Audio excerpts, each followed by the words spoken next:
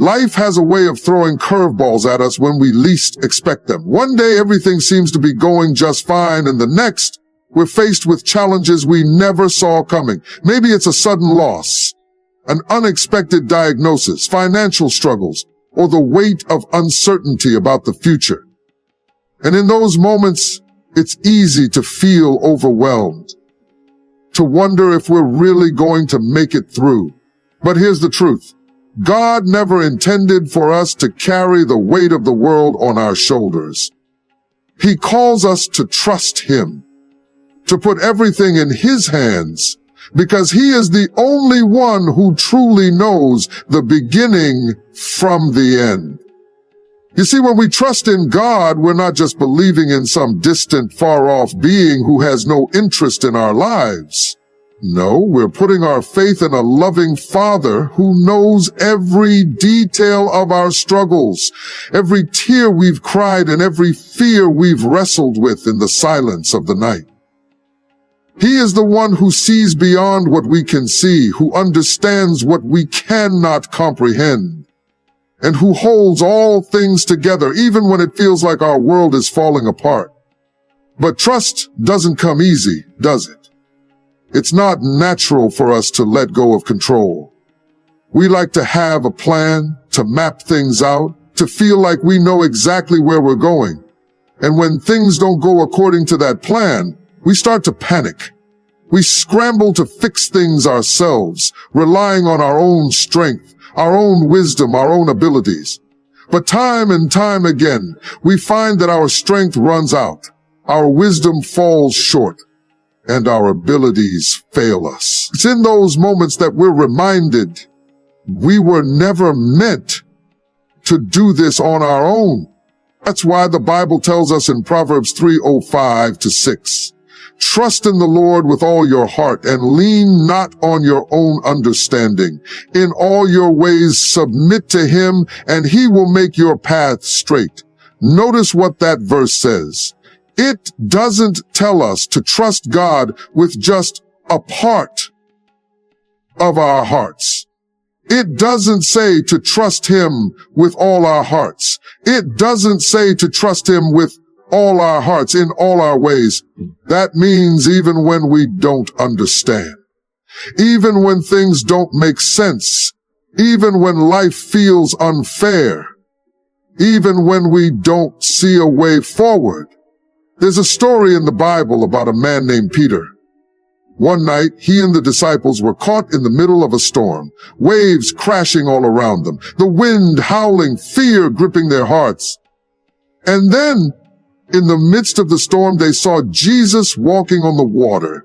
Peter, in a moment of boldness, said, "Lord, if it's really you, tell me to come to you on the water." And Jesus said, "Come." So Peter stepped out of the boat. And for a moment, he did the impossible. He walked on water. But then, something happened. He took his eyes off Jesus. He saw the wind, he saw the waves, and fear crept in. And the moment he stopped trusting, he began to sink. How often do we do the same thing? We step out in faith, we trust God, until the wind starts blowing, until the storms of life hit. And then suddenly we find ourselves sinking in doubt, sinking in fear, sinking in the weight of everything we tried to control. But here's the good news. Just like Jesus reached out and pulled Peter back up, He does the same for us. Every time we start to sink, every time we feel like we're drowning, He's right there, hand outstretched, saying, "Trust me. I've got you." Maybe today you're facing something that feels bigger than you. Maybe you're standing in the middle of a storm and the waves seem higher than you can handle. Maybe fear has crept in and you don't see a way forward. Let me tell you, God is already there. He is already in your tomorrow, already making a way, already working things out for your good. Your job is not to figure everything out. Your job is to trust Him, to place it all in His hands and believe that He is in control. Because when you put everything in God's hands, you're not giving up. You're stepping into the greatest peace you'll ever know. One of the hardest things for us to do as human beings is to let go. We like control. We like to have a plan, to know exactly what's ahead, to feel like we're steering the direction of our own lives. But the truth is, the more we try to control everything, the more frustrated, exhausted, and anxious we become. Because life has a way of reminding us over and over again that we are not in control. We try to map out our futures, and then unexpected detours come. We build our security on things that can change in an instant. We hold on tightly to people, to dreams, to plans, thinking that if we just try hard enough, if we just push a little more, we can make everything turn out the way we want. But then reality sets in. Things don't go as planned. The job falls through. The relationship doesn't work out. The diagnosis comes, the door closes, and suddenly we're left grasping for something solid, something certain. That's where surrender comes in. You see, surrender is not a sign of weakness. It's not giving up. It's not saying, I quit. No, surrender is an act of trust. It's choosing to place everything, our hopes, our fears, our plans, our struggles, into the hands of the one who knows far more than we ever could. It's saying, God, I may not understand, but I trust you. I trust that your ways are higher. I trust that your plan is better. Jesus himself showed us what true surrender looks like. The night before he went to the cross, he prayed in the Garden of Gethsemane, and in that moment he was in agony. He knew what was ahead. He knew the pain, the suffering, the weight of the world's sin that he was about to carry, and he prayed, Father, if you are willing, take this cup from me. Yet not my will, but yours be done. That is surrender. That is placing everything in the hands of God, even when the path ahead is painful, even when we don't understand, even when we wish things could be different. And that's what God asks of us. Not just in the easy moments, but in the hard ones. Not just when things are going our way, but when everything seems to be falling apart. To surrender is to say, Lord, I trust you with my future.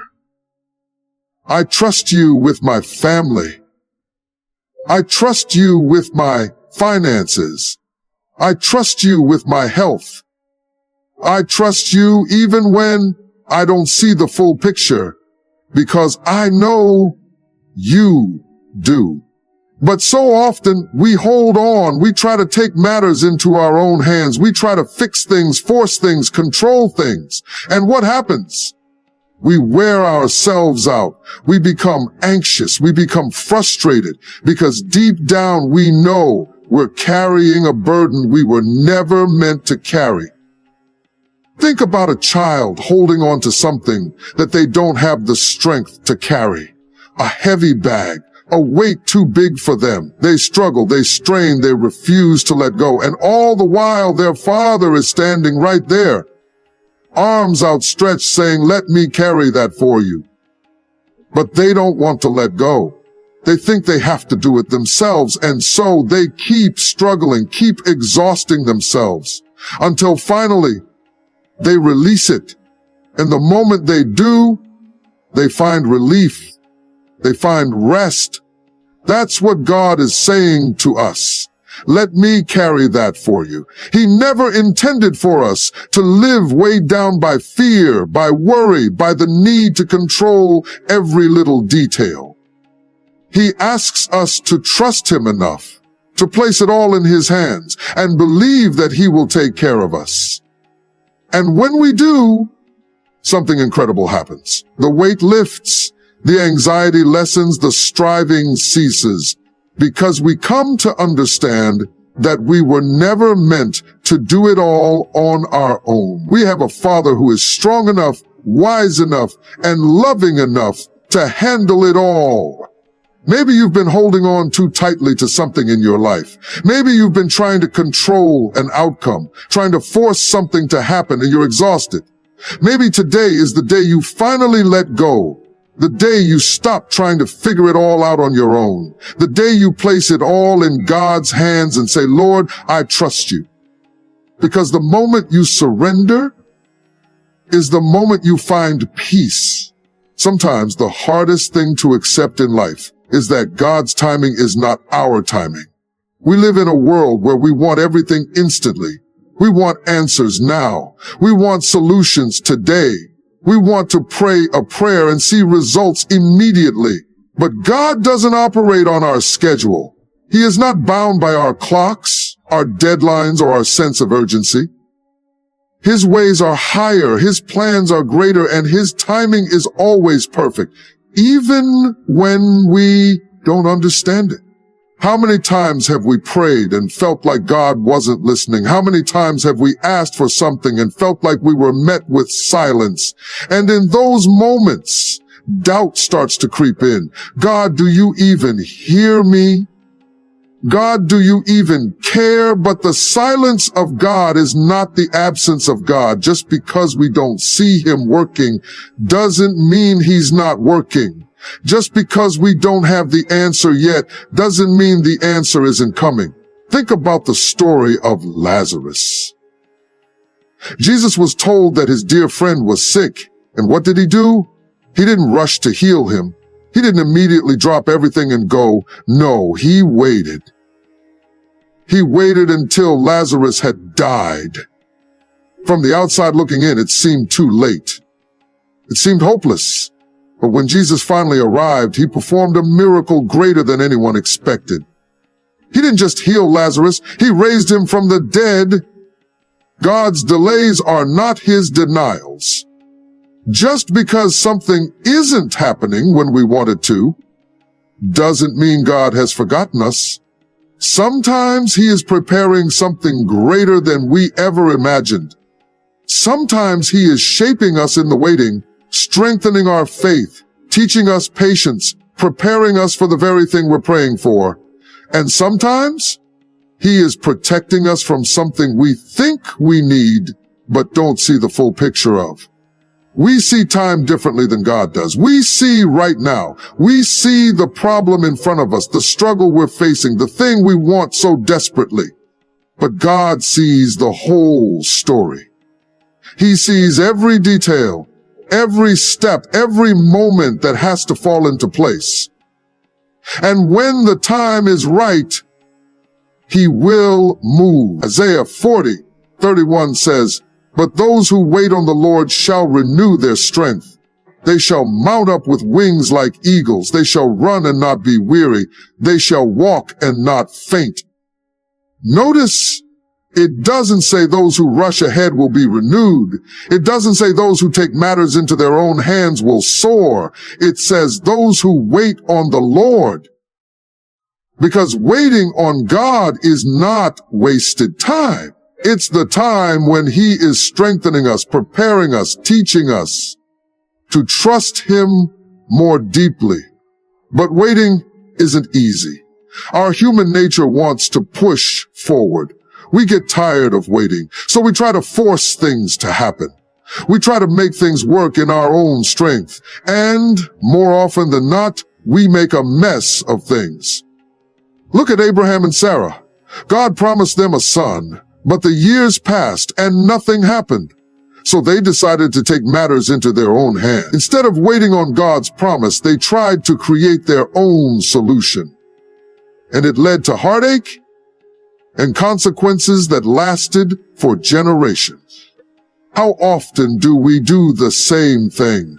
How often do we try to rush ahead of God because we think He's taking too long? But every time we do, we learn the hard way that our way is never better than God's way.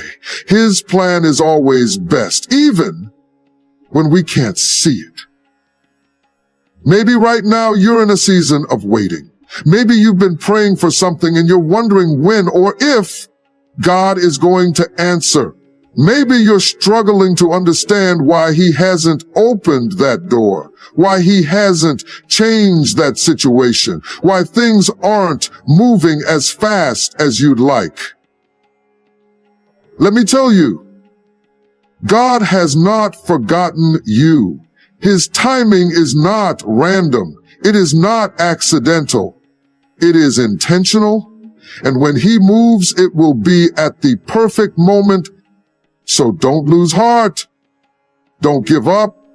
Don't let doubt convince you that God isn't working, because when you put everything in his hands and trust his timing, you will see that he was always right on time. Faith is easy when everything is going our way. When the sun is shining, when our prayers are being answered the way we want, when life feels smooth and secure, trusting God feels natural. But what about when life takes a turn we never expected? What about when the storm hits? When the door closes? When the doctor gives bad news? When everything we thought was certain begins to crumble? That's when real faith is tested. That's when we find out whether we truly trust God, or if we only trust him when it's convenient. God never promised that we wouldn't face hardship. He never said that life would be free of struggles. In fact, Jesus told us in John 16:33, "In this world you will have trouble, but take heart. I have overcome the world." Notice, he didn't say you might have trouble. He said you will. Hard times will come, challenges will arise. But the difference for those who trust in God is that we don't face those hardships alone. It's one thing to say we have faith. It's another to hold on to that faith when everything around us says to let go. But the Bible is filled with people who walked through the fire and still chose to trust God. Think about Job. He lost everything. His wealth, his family, his health. Everything was stripped away in an instant. And yet, in his lowest moment, he still declared, "Though he slay me, yet will I trust in him." That is faith. That is the kind of trust God calls us to, trusting him even when we don't understand, even when the answers don't come, even when it feels like everything is falling apart. And what about Shadrach, Meshach, and Abednego? They stood before a fiery furnace, faced with a choice: bow to a false god or stand firm in their faith, even if it cost them their lives. And do you remember what they said? Our God is able to deliver us from this fire, but even if he does not, we will not bow. That is trust. That is a faith that is not dependent on circumstances. A faith that says, God, I believe you can. But even if you... That kind of faith is not built in the easy times. It is built in the trials, in the moments when we have no choice but to rely on God completely. Because when we go through the fire and come out on the other side, we realize something. We were never alone. God was with us every step of the way, and not only did he bring us through it, but he used that trial to make us stronger, to deepen our faith, to prepare us for something greater. But the enemy wants to use those hard times to make us doubt, to make us question, to make us walk away from God. He whispers, if God really loved you, why would he let this happen? If God really cared, wouldn't he have stepped in by now? And if we're not careful, we start believing those lies. We start letting our circumstances define our faith instead of letting our faith define our circumstance. But faith is a choice. Trust is a decision. We may not always feel it, but we can choose to stand firm. We can choose to say, God, I don't see the whole picture, but I know you do. I don't understand, but I trust you. I don't like what I'm walking through, but I believe you are with me, and I will not let go. And here's the beautiful thing. When we trust God in the hardest moments, we get to see his faithfulness in ways we never would have otherwise. We see him provide. We see him strengthen us. We see him open doors we never could have imagined. And we come out on the other side with a deeper, unshakable faith. Maybe right now you're walking through a storm. Maybe you're in a season where you don't understand what God is doing. Maybe you've been questioning, doubting, wondering if he's even there. Let me remind you, he is. He has not left you. He has not abandoned you. And if you will just hold on, if you will just keep trusting, you will see that he is still in control. Because when you put everything in God's hands, you will find that his hands have been holding you all along.